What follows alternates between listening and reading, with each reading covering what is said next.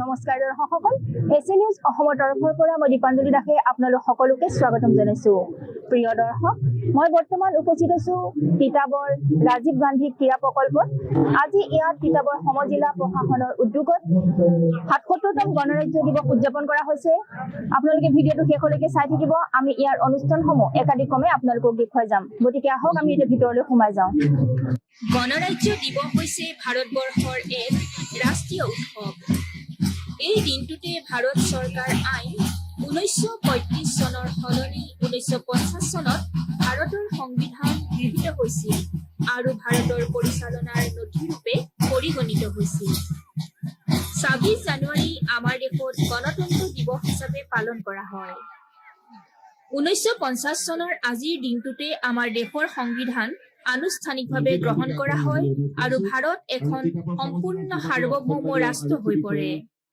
মহাত্মা গান্ধীৰ দৰে মহাপুৰুষ আৰু আমাৰ দেশৰ স্বাধীনতাৰ বাবে যুঁজ দিয়া আৰু প্ৰাণ ত্যাগ কৰা অসংখ্য স্বাধীনতা সংগ্ৰামীৰ অধ্যৱসায় আৰু কঠোৰ পৰিশ্ৰমৰ বাবে দেশৰ মৌলিক আইন সংবিধান প্ৰণয়ন কৰা হৈছিল। সেয়েহে জানুৱাৰী ২৬ তাৰিখক ৰাষ্ট্ৰীয় বন্ধ ঘোষণা কৰা হৈছিল আৰু তেতিয়াৰ পৰাই ইয়াক ভাৰতৰ গণতন্ত্ৰ দিৱস হিচাপে স্বীকৃতি দিয়া আৰু উদযাপন কৰা হৈছে।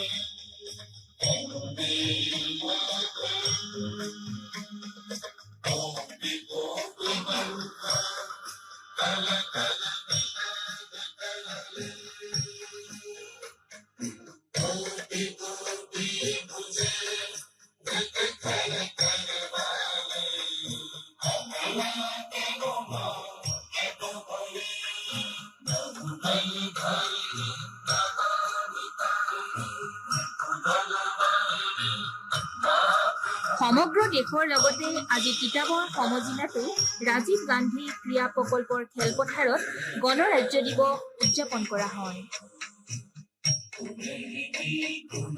অনুষ্ঠানত তিতাবৰৰ প্ৰশাসনিক বিষয়াৰ লগতে তিতাবৰ বিধানসভা সমষ্টিৰ বিধায়ক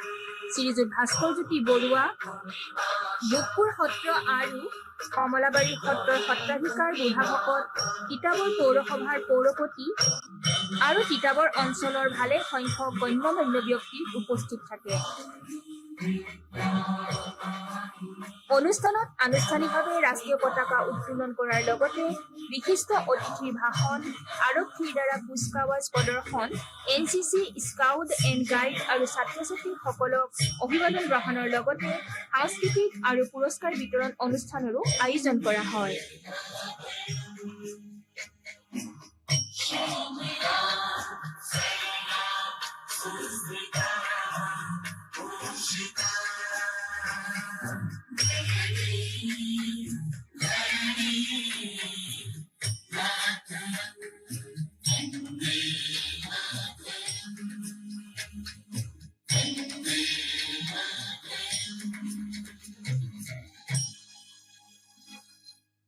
আমি সকলোকে তিতাবৰ সমজিলা প্ৰশাসনৰ তৰফৰ পৰা আন্তৰিক কৃতজ্ঞতা আৰু শুভেচ্ছা জ্ঞাপন কৰিছো। ইয়াৰ পিছতে আমি আজিৰ অনুষ্ঠানত সম্ভাষণ আৰু পুৰস্কাৰ বিতৰণ এই অনুষ্ঠানলৈ যাব বিচাৰিছো। আমাৰ আজিৰ অনুষ্ঠানৰ মুখ্য অতিথি ডাঙৰীয়ানী আৰু সন্মানীয়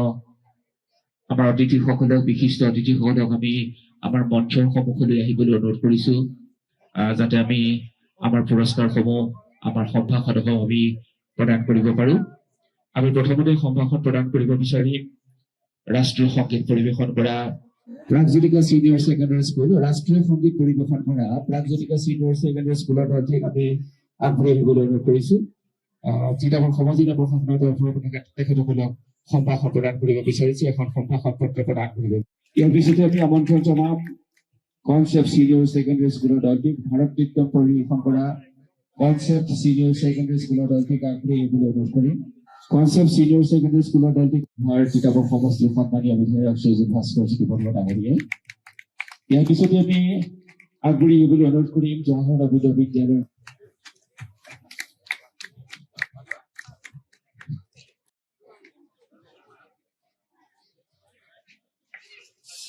আৰু চেঙাল কছাৰী সাহিত্য শাসিত পৰিষদৰ সন্মানীয় অধ্যক্ষ ডাঙৰীয়াই এই সন্মান প্ৰদান কৰিছিল।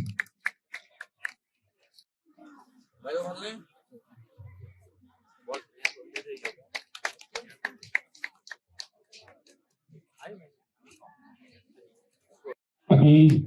আতিথ্যকেইটা দললৈ প্ৰতিগৰাকী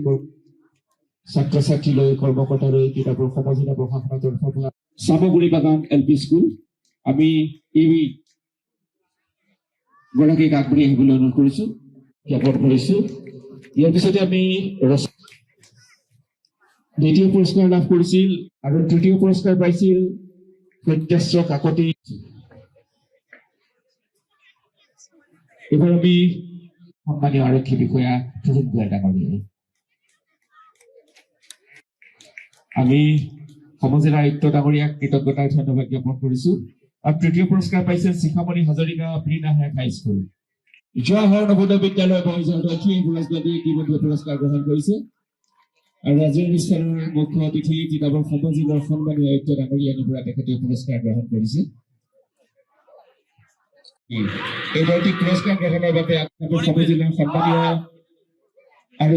LCC শাখাত দ্বিতীয় স্থান অধিকাৰ কৰিছিল প্ৰাগজ্যোতিকা ছিনিয়ৰ ছেকেণ্ডাৰী স্কুলৰ ছাত্ৰীৰ দলটিলৈ আমি কৃতজ্ঞতাৰ শুভেচ্ছা জ্ঞাপন কৰিছো লগতে তিতাবৰ সমজিলাৰ সন্মানীয় আৰক্ষী বিষয়া ডাঙৰীয়ালৈ কৃতজ্ঞতাৰ শুভেচ্ছা জ্ঞাপন কৰিছো ধন্যবাদ জ্ঞাপন কৰিছো প্ৰথম পুৰস্কাৰ লাভ কৰিছিল জৱাহৰ নৱোদয় বিদ্যালয় গাৰ্লছৰ দলটিয়ে স্কাউট এণ্ড গাইড শাখাত দ্বিতীয় পুৰস্কাৰ লাভ কৰিছিল শ্ৰীমন্ত শংকৰ বিদ্যাপীঠৰ দলটি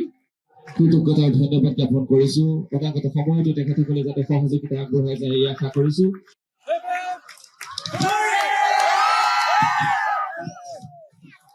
জেনেৰেল শাখাত প্ৰথম পুৰস্কাৰ লাভ কৰিছিল 8th ছিনিয়ৰ ছেকেণ্ডাৰী স্কুলৰ দলটিয়ে আৰু এই দলটি আগবাঢ়ি আহিছে পুৰস্কাৰ গ্ৰহণৰ বাবে এই পুৰস্কাৰ প্ৰদান কৰিবৰ বাবে তিতাবৰ ৰাজহ চক্ৰ বিষয়া শ্ৰীযুত প্ৰীতম কুমাৰ দাস ডাঙৰীয়াক আমি অনুৰোধ কৰিছো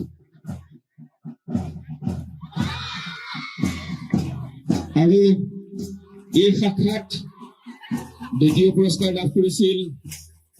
কনচেপ্ট ছিনিয়ৰ ছেকেণ্ডাৰী স্কুলৰ বয়জৰ দলটি বাইদেউ তাতে শ্ৰীযুতা বিথপী গগৈ বাইদেউ আমি তিনিওকে আগবাঢ়ি আহি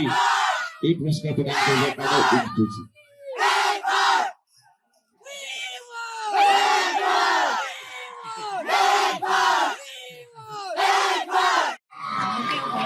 আমি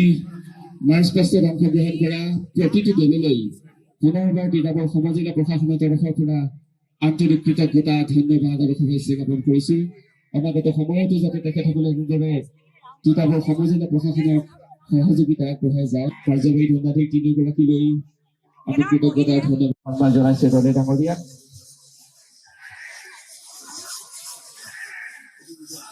তাৰপিছতে অনিল গগৈ ডাঙৰীয়াক সন্মানীয় মুখ্য অতিথি ডাঙৰীয়াই এখনি ফুলাম গামোচা আৰু এটি গছপুলিৰ সন্মান জনাইছে আৰু ইয়াৰ পিছতে সন্মানীয় ভূপেন হাজৰিকা ডাঙৰীয়াক অনুষ্ঠানৰ মুখ্য অতিথি ডাঙৰীয়ানীয়ে এখন ফুলাম গামোচা আৰু এটি গছপুলিৰে সম্ভাষণ প্ৰদান কৰিছে তেখেতসকলক সন্মান প্ৰদান কৰিছে অনুপমা বৰা বাইদেউক সন্মান জনাইছে ইয়াৰ পিছতে অনন্ত গগৈ ডাঙৰীয়া আছে তেখেতক সমজিলা প্ৰশাসনৰ পৰা বাইদেৱে তেখেতক এখন ফুলাম গামোচা আৰু এটি গছপুলিৰে সম্ভাষণ প্ৰদান কৰিছে ইয়াৰ পিছতেই শ্ৰীযুত বিমান শইকীয়া ডাঙৰীয়া তিতাবৰ প্ৰেছ ক্লাবৰ সন্মানীয় সভাপতি বিচাৰক হিচাপে আছিল তেখেতক এখন গামোচা আৰু এটি গছপুলিৰে সন্মান প্ৰদান কৰিছে আমি আটাইকে কৃতজ্ঞতাৰ ধন্যবাদ জ্ঞাপন কৰিছো সন্মানীয় আয়ুক্ত শ্ৰীযুত বিপাঞ্চি দত্ত ডাঙৰীয়ানীয়ে এই দলটিক পুৰস্কাৰ প্ৰদান কৰিছে আৰু অনাগত সময়তো যাতে এনেদৰে প্ৰতিটি দলেই সহযোগিতা আগবঢ়াই যায় এই আশা কৰিছো বাহিনীৰ তৰফৰ পৰা চাৰ্টিফিকেট অফ এটেন্ডেন্স এই সন্মান প্ৰদান কৰিছে আমি দলটিৰ প্ৰতিগৰাকী সদস্যলৈ কৃতজ্ঞতাৰ ধন্যবাদ জ্ঞাপন কৰিছো ইয়াৰ পিছতে আমি আমন্ত্ৰণ জনাইছো ধলি হাইস্কুলৰ দলটি সচেতনতাৰ বাবে যথেষ্ট কাম কৰি আহিছে এই দলটিলৈ আমি তিতাবৰ সমজিলা প্ৰশাসন আৰু NDRF বাহিনীৰ তৰফৰ পৰা কৃতজ্ঞতা আৰু শুভেচ্ছা জ্ঞাপন কৰিছো ধন্যবাদ জ্ঞাপন কৰিছো তেখেতসকলে সমাজক প্ৰাথমিক শিক্ষা বিষয়া চিতেশ্বৰ নাথ ডাঙৰীয়া দুয়োগৰাকীয়ে এই দলটিক তিতাবৰ সমজিলা প্ৰশাসন আৰু NDRF বাহিনীৰ তৰফৰ পৰা প্ৰতিটো সত্য বাতৰিৰ বাবে চাই থাকক SA news Assam camera person Rajen হৰিজনৰ সৈতে মই দীপাঞ্জলি দাস SA নিউজ অসম